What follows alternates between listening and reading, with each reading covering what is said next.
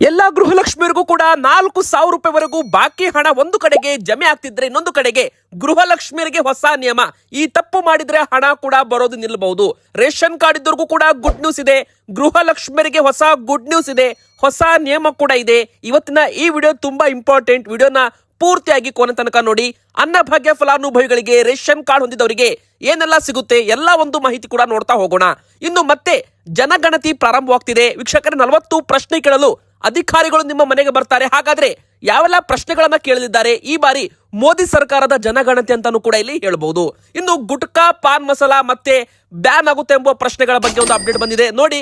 ಒಂದು ಕಡೆಗೆ ಆರೋಗ್ಯ ಸಚಿವರು UT ಖಾದರ್ ಅವರು ಒಂದು ಹೇಳಿಕೆಯನ್ನ ಕೊಟ್ಟಿದ್ದಾರೆ. ನಿಕೋಟಿನ್ ಮತ್ತು ತಂಬಾಕು ಇರುವಂತಹ ಗುಟ್ಕಾ, ಪಾನ್ ಮಸಾಲ ಬ್ಯಾನ್ ಅಂತ ಮತ್ತೊಮ್ಮೆ ಹೇಳಿಕೆಯನ್ನ ಕೊಟ್ಟಿದ್ದಾರೆ.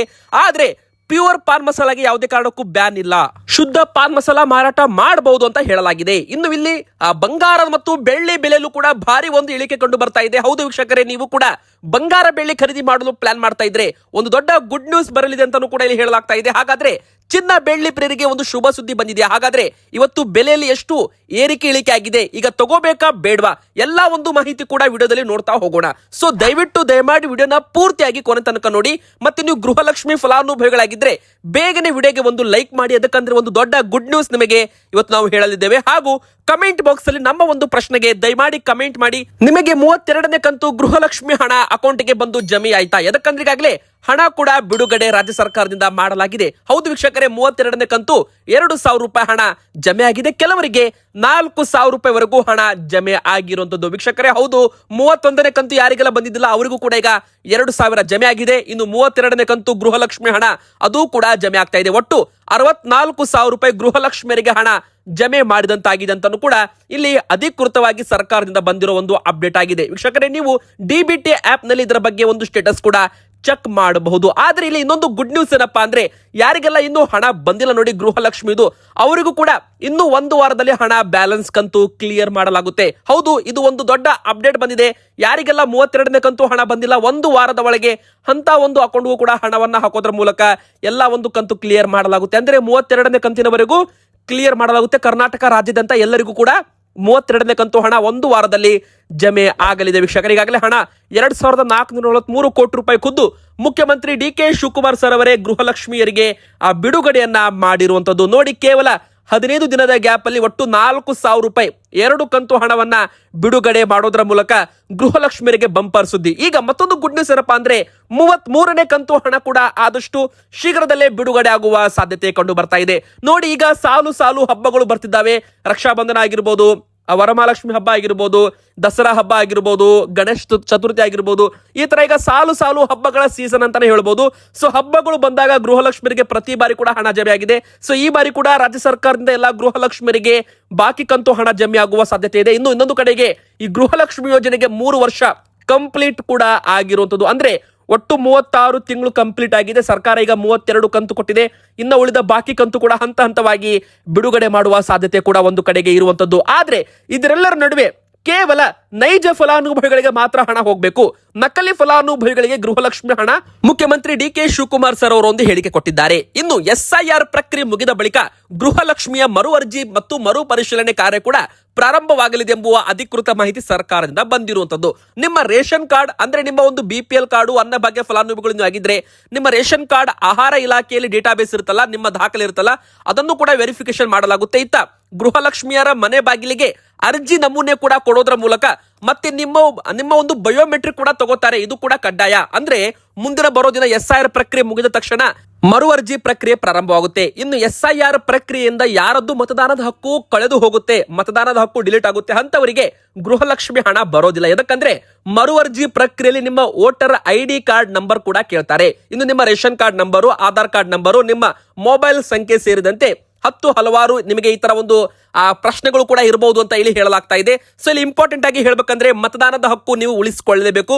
ಗೃಹಲಕ್ಷ್ಮಿ ಹಣ, ಪಿಂಚಣಿ, ರೇಷನ್ ಕಾರ್ಡ್ ಲಾಭ ನಿಮಗೆ ಬೇಕು ಅಂದ್ರೆ ಎಲ್ಲರೂ ಕೂಡ ಮತದಾನದ ಹಕ್ಕು ಉಳಿಸಿಕೊಳ್ಬೇಕು. ಕರಡು ಮತದಾರರ ಪಟ್ಟಿ ಬಿಡುಗಡೆ ಆದ ತಕ್ಷಣ ನಿಮ್ಮ ಹೆಸರು ಇದೆಯೋ ಇಲ್ಲೋ ಅದನ್ನು ಕೂಡ ಚೆಕ್ ಮಾಡ್ಕೊಳ್ಳಿ. ಇನ್ನು SIR ಪ್ರಕ್ರಿಯೆಯಲ್ಲಿ ಭಾಗಿಯಾದವರಿಗೆ ಮಾತ್ರ ಇದು ಅಪ್ಲೈ ಆಗುತ್ತೆ. ಇನ್ನು BPL ಮತ್ತು ರೇಷನ್ ಕಾರ್ಡ್ ಹೊಂದಿದವರಿಗೂ ಕೂಡ ದೊಡ್ಡ ಒಂದು ಗುಡ್ ನ್ಯೂಸ್ ಸರ್ಕಾರದಿಂದ ಬಂದಿರುವಂತದ್ದು. ಅದೇನಪ್ಪಾ ಅಂದ್ರೆ, ಸದ್ಯಕ್ಕೆ ಅನರ್ಹ BPL ಕಾರ್ಡುಗಳನ್ನು ಕೂಡ ರದ್ದು ಮಾಡೋದು ಸರ್ಕಾರ ಸ್ಥಗಿತ ಮಾಡಿದೆ ಎಂಬ ದೊಡ್ಡ ಒಂದು ಬ್ರೇಕಿಂಗ್ ನ್ಯೂಸ್ ಬರ್ತಾ ಇದೆ. ಹೌದು ವೀಕ್ಷಕರೇ, ನೋಡಿ, ಒಟ್ಟು ನಮ್ಮ ಕರ್ನಾಟಕದಲ್ಲಿ 7,59,000 ಅನರ್ಹ ಬಿಪಿಎಲ್ ಕಾರ್ಡುಗಳು ರದ್ದುಪಡಿಸಲು ಕೇಂದ್ರ ಸರ್ಕಾರ ಸೂಚನೆ ಕೊಟ್ಟಿರುವಂತದ್ದು. ಇದರಲ್ಲಿ ಈಗಾಗಲೇ 4 ಲಕ್ಷ ಕಾರ್ಡುಗಳು ರದ್ದಾಗಿವೆ. ಆದ್ರೆ ಇನ್ನುಳಿದ 3 ಲಕ್ಷ ಕಾರ್ಡುಗಳು ರದ್ದು ಮಾಡೋಕ್ಕಿಂತ ಮುಂಚೆ ಮತ್ತೊಮ್ಮೆ ವೆರಿಫಿಕೇಶನ್ ಮಾಡಬೇಕಾಗುತ್ತೆ. ಹೀಗಾಗಿ ಸದ್ಯಕ್ಕೆ ಇದನ್ನ ತಾತ್ಕಾಲಿಕವಾಗಿ ಸ್ಥಗಿತ ಮಾಡಲಾಗಿದೆ ಎಂದು ನೂತನ ಆಹಾರ ಸಚಿವರು ರಿಜ್ವಾನ್ ಅರ್ಷದ್ ಸರ್ ಅವರು ಒಂದು ಹೇಳಿಕೆಯನ್ನ ಕೊಟ್ಟಿರುವಂತದ್ದು. ವೀಕ್ಷಕರೇ ನೋಡಿ, ಸದ್ಯಕ್ಕೆ ಈಗಾಗಲೇ 4 ಲಕ್ಷ ಕಾರ್ಡುಗಳನ್ನು ರದ್ದು ಮಾಡಲಾಗಿದೆ. ಆದ್ರೆ ಸೂಕ್ತ ಪರಿಶೀಲನೆ ನಡೆಸುವ ಉದ್ದೇಶದಿಂದ ಉಳಿದ ಕಾರ್ಡುಗಳ ರದ್ದತಿ ಪ್ರಕ್ರಿಯೆ ತಾತ್ಕಾಲಿಕವಾಗಿ ನಿಲ್ಲಿಸುವಂತೆ ಸೂಚಿಸಿದ್ದೇನೆ ಅಂತ ಹೇಳಿದ್ದಾರೆ. ಸರ್ಕಾರದ ಮಟ್ಟದಲ್ಲಿ ಚರ್ಚಿಸಿ ತೀರ್ಮಾನ ಮಾಡಲಾಗುತ್ತೆ. ಅಂದಾಜು 3,50,000 ಬಿಪಿಎಲ್ ಕಾರ್ಡುಗಳು ರದ್ದಾಗುವ ಸಾಧ್ಯತೆ ಕೂಡ ಒಂದು ಕಡೆಗೆ ಇದೆ.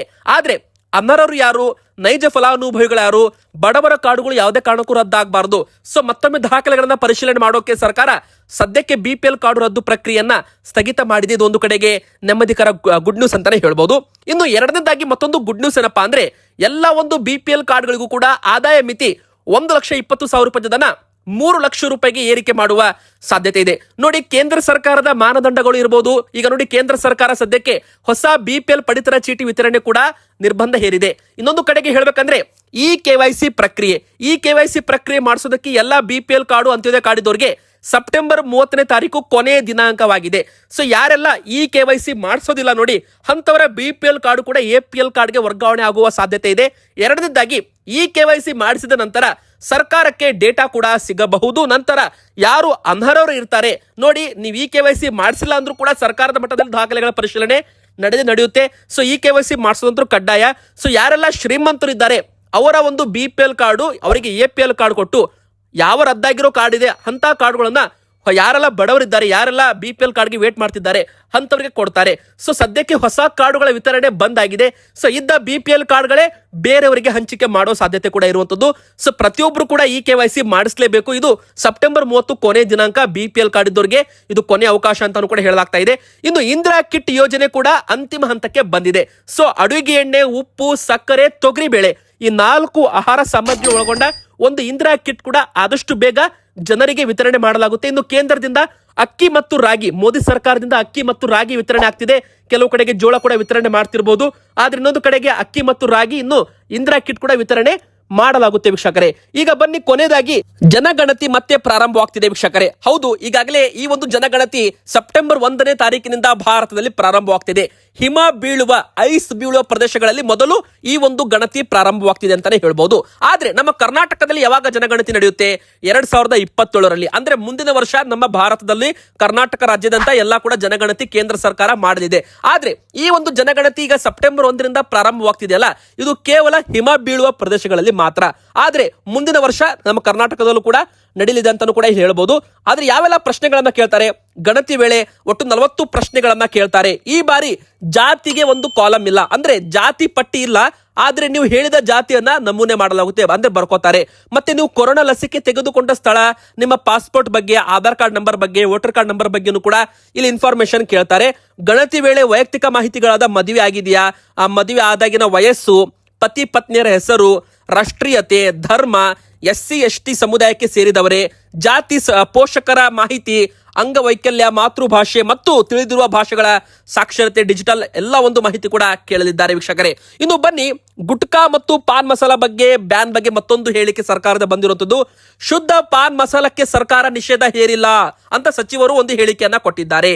ಹೌದು ವೀಕ್ಷಕರೇ, ಸದ್ಯಕ್ಕೆ ಬಂದಿರೋ ದೊಡ್ಡ ಒಂದು ಅಪ್ಡೇಟ್ ಅಂತಾನೆ ಹೇಳ್ಬೋದು. ಆದ್ರೆ ನಿಕೋಟಿನ್ ಮತ್ತು ತಂಬಾಕು ಇದ್ರಷ್ಟೇ ನಿಷೇಧ, ಬ್ಯಾನ್ ನಿಂದ ಅಡಕೆ ಬೆಳೆಗಾರರಿಗೆ ನಷ್ಟ ಆಗೋದಿಲ್ಲ ಅಂತ ಒಂದು ಹೇಳಿಕೆ ಕೊಡಲಾಗಿದೆ. ಇನ್ನೊಂದು ಕಡೆಗೆ ಹೇಳ್ಬೇಕಂದ್ರೆ, ನಿಕೋಟಿನ್ ಮತ್ತು ತಂಬಾಕು ಇದ್ದ ಗುಟ್ಕಾ, ಪಾನ್ ಮಸಾಲ ಬ್ಯಾನ್ ಮಾಡುವಂತೆ ಕೇಂದ್ರ ಸರ್ಕಾರನು ಕೂಡ ನಿರ್ದೇಶನ ಎಲ್ಲ ರಾಜ್ಯಗಳಿಗೆ ಕೊಟ್ಟಿರುವಂತದ್ದು. ಇನ್ನೊಂದು ಕಡೆಗೆ ನಮ್ಮ ಕರ್ನಾಟಕದಲ್ಲೂ ಕೂಡ ಪಾನ್ ಮಸಾಲದಲ್ಲಿ ನಿಕೋಟಿನ್, ತಂಬಾಕು ಹಾಗೂ ಗುಟ್ಕಾ ಮಿಶ್ರಣ ಮಾಡಿ ಮಾರಾಟ ಮಾಡೋದನ್ನ ನಿಷೇಧ ಮಾಡಲಾಗಿದೆ. ಆದ್ರೆ ಶುದ್ಧ ಪಾನ್ ಮಸಾಲ ಪ್ರತ್ಯೇಕವಾಗಿ ಬಂದ್ರೆ ಯಾವುದೇ ತೊಂದರೆ ಇಲ್ಲ.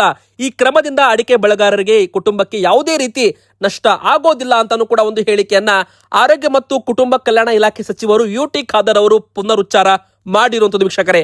ಪಾನ್ ಮಸಾಲದಲ್ಲಿ ನಿಕೋಟಿನ್, ತಂಬಾಕು, ಗುಟ್ಕಾ ಮಿಶ್ರಣ ಮಾಡೋದು ನಿಷೇಧ ಅಂತ ಮತ್ತೊಮ್ಮೆ ಹೇಳಿಕೆಯನ್ನ ಕೊಟ್ಟಿದ್ದಾರೆ. ಇನ್ನೊಂದು ಕಡೆಗೆ ಹೇಳೋದಾದ್ರೆ, ಬಂಗಾರ ಮತ್ತು ಬೆಳ್ಳಿ ಬೆಲೆ ಬಗ್ಗೆ ನೋಡಿ ವೀಕ್ಷಕರೇ, ಜಾಗತಿಕ ಮಾರ್ಕೆಟ್ ಅಲ್ಲಿ ಮತ್ತೆ ಅಮೆರಿಕ ಇರಾನ್ ನಡುವಿನ ಯುದ್ಧ ಶಾಂತಿ ಆಗ್ತಿದೆ, ಶಾಂತಿ ಮಾತುಕತೆ ಮತ್ತೆ ಪುನರುಚ್ಚಾರವಾಗ್ತಿದೆ.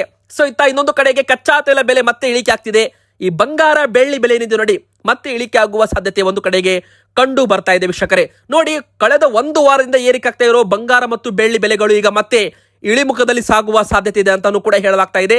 ಮೊದಲಿಗೆ ಇವತ್ತಿನ ಬಂಗಾರ ಮತ್ತು ಬೆಳ್ಳಿ ಬೆಲೆ ಎಷ್ಟು ಅಂತ ನೋಡೋದಾದ್ರೆ, ಬಂಗಾರದ ಬೆಲೆ 24 ಕ್ಯಾರೆಟ್ಗೆ 10 ಗ್ರಾಮ್ಗೆ 1,55,000 ರೂಪಾಯಿ ತನಕ ಬಂದಿದೆ.